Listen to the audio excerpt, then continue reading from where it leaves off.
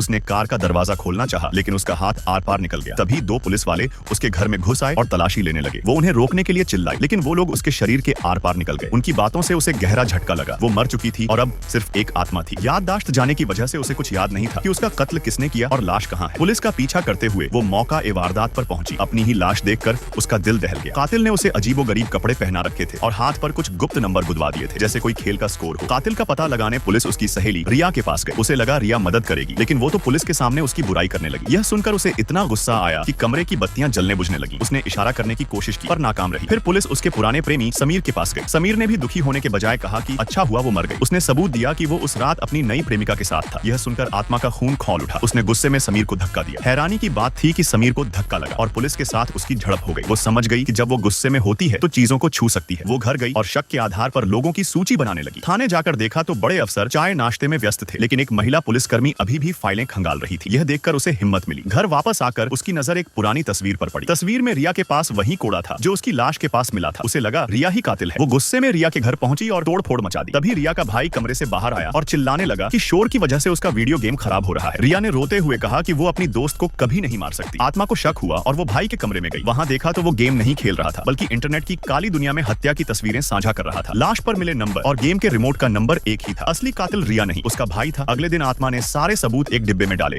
और उसी महिला पुलिसकर्मी की मेज पर रख दिए। पुलिसकर्मी सारा माजरा समझ गई और तुरंत गिरफ्तारी का आदेश दे दिया। आखिरकार एक आत्मा ने अपना ही कत्ल सुलझा लिया।